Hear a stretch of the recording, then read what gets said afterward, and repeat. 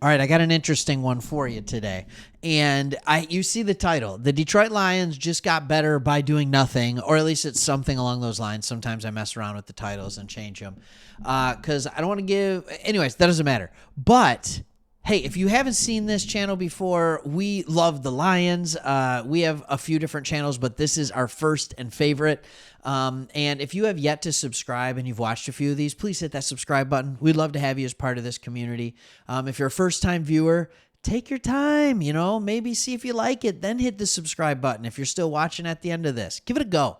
But the Lions did something. I was reading an article, and it was on Bleacher Report, and they were simply ranking the best backfields in the NFL after running backs and changing teams in free agency.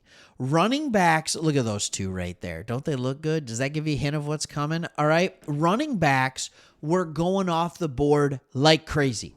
This is unlike any free agency in recent memory. I mean, you had Derrick Henry, DeAndre Swift, Joe Mixon, Josh Jacobs, all right, Saquon Barkley, Derek Singletary went. There were so many running backs. Austin Eckler, that went to new teams. Every team was trying to get the right running back. And I think part of the reason that was happening so heavily in free agency is because the NFL draft this year is not loaded with good running back talent. There's no Jahmyr Gibbs. There's no Bijan Robinson. So there are teams that are desperate to find their running back with players that are already in the NFL, and there were a lot of running backs available. So let's just go quickly through this list of teams, and let's see where the Lions fall. But before we do it, where do you think the backfield of Jahmyr Gibbs and David Montgomery falls in the NFL? Is it a top 5 backfield? Is it a top 3 backfield? Leave your comments right now before you get to see. All right, check it out. Let me know what you think. Is there anybody better? And then after we do this, I'm going to talk about how good they got in the running back room by doing nothing. All right, they did it last year, but then I got something else where they got better by doing nothing. I think you'll like that as well, so stay tuned for that. So the honorable mention are the Vikings. They got Aaron Jones to a 1-year deal. They also have Ty Chandler. That's a good backfield. Cleveland Browns. Jerome Ford put together a good year, and hopefully Nick Chubb gets back. Then you got the Jets, the Rams, the Jags. Those are more one-trick ponies, but because that pony is good, they're good. All right, then you have the Chicago Bears that make a top 8. It's because they have a 3-headed monster with Swift, Herbert, and Johnson. Not really sure what they're doing there. Not sure why they paid Swift $8.5 million. I'm glad we did not pay Swift $8.5 million. Jahmyr Gibbs is everything we hoped Swift would be, and I think the Bears are going to find that out too when he's not running behind the Lions' offensive line or the Eagles' offensive line. His 4 years in the NFL have been all with the best or second best offensive line in the NFL for those 4 years. So the Commanders bring in Eckler to add to Brian Robinson Jr. That is a good backfield. That's number 7. The Eagles, I don't want to spend too much time on other people, but I just want you to build the suspense. When are the Lions going to show up? What are they going to do? I don't know. All right, the Eagles, they have Saquon Barkley. Doesn't even matter who the second player is, Kenneth Gainwell. Saquon Barkley is going to have his best year since his rookie year if he stays healthy. If you don't have him in fantasy football, go get him. All right, if somebody's dumb and doesn't realize how good Saquon is now, go trade for him because he is going to have a massive year. Massive year if he stays healthy, and people stay healthy in Philly. So be ready for crazy. All right, number 5. So when I saw this, Bijan Robinson and Tyler Algier, I kind of started thinking to myself, all right, maybe the Lions will be next at 4 because that's kind of a similar algorithm to what we have and what we've found success with. I think Gibbs had a better rookie year than Bijan. And I think David Montgomery is a better running back than Tyler Algier and more complete running back. So, we should be ahead of them on this list. Okay, Baltimore Ravens. That's because King Henry went over there. They still have Keaton Mitchell. Even though he did tear his ACL, not sure when he's going to be healthy. Have Justice Hill, who just keeps running, but they lose Gus Bus. Gus Bus and Derrick Henry at this point in their career might not be that far off from each other, believe it or not. So I don't know how much better the Ravens got, but it's not bad.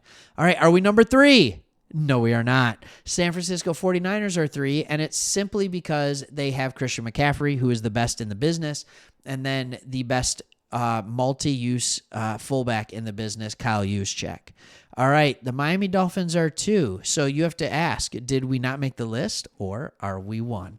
All right, this is a lot of respect for what Devon Achane could be, because he was injured a lot, but the few games he played, he was ridiculous. All right, absolutely ridiculous. So the number 1 spot is your Detroit Lions. All right, you got Gibbs, you got Montgomery, you had a phenomenal offense. They combined for 6,700 yards in 2023, 57 touchdowns. Both were top 3 marks in the league. Unbelievable to have a top 3 touchdown team in the league without a mobile quarterback. This offensive line, this running attack is absolutely remarkable.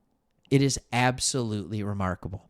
So that got me thinking about something else. The Lions did nothing to their running back room.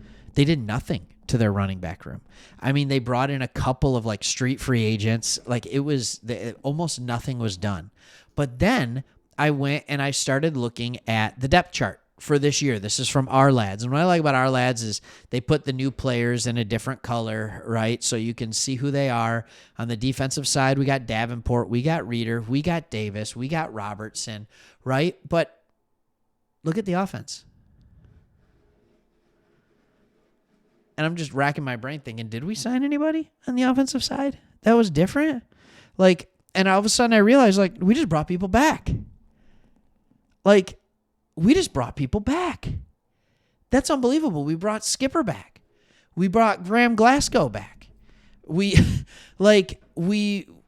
brought Donovan Peoples-Jones back. I just made a video about that yesterday. Our offense did nothing. We were top 3 in the league in everything.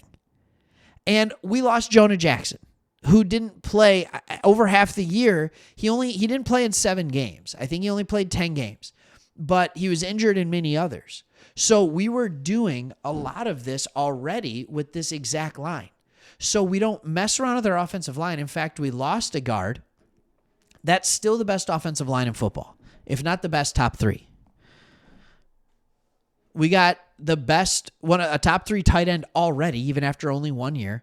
We bring back Brock Wright. We bring back Shane Zylstra, right? Like, ladies and gentlemen, this offense is back. You telling me Jameson Williams isn't going to be better? Think about how much better he was in week 17 and then in the playoffs than he was early in the year, in the middle of the year. Like, this is a team that by doing nothing, this is a phenomenal offense. But here's the other beauty of it. Our defense was the weak point. Right? Our defense was the weak point, but we bring back Mosley, especially in the backfield. All right? In the defensive backfield. We bring in Robertson. We bring in Davis. We already have Sutton. We have 4 guys who have played starting roles at corner. Everybody else is coming back. Almost everybody else, right? We've added 4 new players. Now, all of a sudden, in the NFL draft, who are we drafting? Like, with that first pick in the first round, in the second round, in the third round, like, you could think, like, yeah, we probably want a guard. All right, we might want a tackle on the offensive side of things. We might want a wide receiver. On the defensive side of things, okay, I don't know. We might want a corner.